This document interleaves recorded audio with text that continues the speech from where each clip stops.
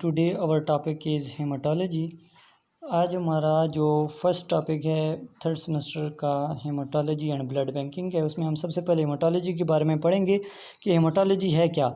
It is the branch of medical science that deals with the study of composition, formation, function and disease of blood.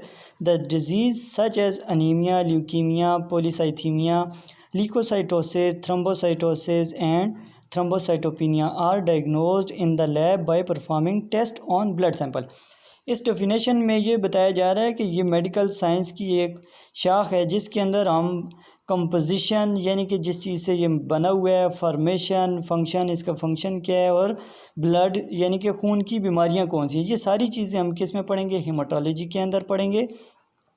और haematology से related जो disease हैं, जिन disease का यहाँ पे ज़िक्र है कि ल्यूकीमिया क्या हो जाता है, पॉलीसाइथीमिया क्या होता है, ल्यूकोसाइटोसिस क्या होता है, ये यानी कि ब्लड से रिलेटेड जितनी भी बीमारियाँ हैं, डिजीज़ हैं, वो हम हेमाटोलॉजी के अंदर पढ़ते हैं। उसके बाद है कंपोजिशन ऑफ ब्लड, यानी कि ब्लड किन चीज़ों से मिलकर बना हुआ है। Blood is a fluid tissue in which the many types of cells are suspended. Blood circulates in blood vessels and chamber of heart. The blood is composed of two parts। कहता है कि ब्लड जो है ये एक fluid है, माया है, जो कि डिफरेंट टिश्यूज़ के अंदर जो है वो सर्कुलेट कर रहा है, ब्लड सर्कुलेट कर रहा है ब्लड वेसल्स के अंदर, यानी कि हार्ट चैम्बर के अंदर ये सर्कुलेट कर रहा है। और ये जो है दो चीज़ों से मिलकर बना हुआ है, यानी कि दो इसके पार्ट्स हैं, सेलुलर पार्ट्स और दूसरा जो है वो क्या है हमारे पास, लिक्विड पार्ट्स और प्लाज्मा पार्ट्स है। अब सेलुलर पार्ट्स और जो लिक्विड पार्ट्स है यानी कि जो प्लाज्मा है उसमें क्या आ जाता है, सेलुलर पार्ट्स में हमारे पास आ जाते हैं वाइट ब्लड सेल्स जिसको हम ल्यूकोसाइट्स भी कहते हैं, दूसरा रेड ब्लड सेल्स है जिसको हम रेड ब्लड सेल और एरिथ्रोसाइट्स कहते हैं, तीसरा हमारे पास प्लेटलेट्स या थ्रोम्बोसाइट्स जिसको हम कहते हैं, और जो दूसरा पार्ट इसका प्लाज्मा आ जाता है उसमें हमारे पास प्लाज्मा के अंदर वाटर, प्रोटीन्स और मिनरल्स आ जाते हैं। और इन दोनों चीज़ों की कंसंट्रेशन भी लिखी हुई है कि सेलुलर पार्ट या फॉर्म्ड एलिमेंट्स जो हैं वो हमारे पास 45% होते हैं, प्लाज्मा जो है वो 55% होता है। अब उस जो 55% प्लाज्मा है हमारे पास, उसके अंदर भी 91% वाटर होगा, 8% जो हैं वो प्रोटीन्स होंगी और 0.9% जो होंगी वो हमारे पास इसके अंदर मिनरल्स आ जाएंगे।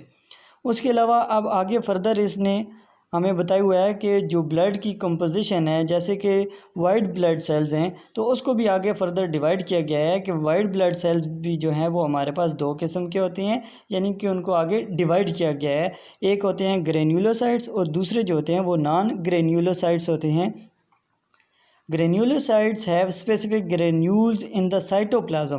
कहता है कि जो ग्रेन्युलोसाइट्स होते हैं उनके साइटोप्लाज्म के अंदर स्पेसिफिक किस्म के ग्रेन्यूल्स होते हैं। जैसा कि आगे ग्रेन्युलोसाइट्स में फिर कौन से सेल्स हमारे पास आ जाते हैं, न्यूट्रोफिल्स आ जाते हैं, एजिनोफिल आ जाते हैं और बेसोफिल आ जाते हैं।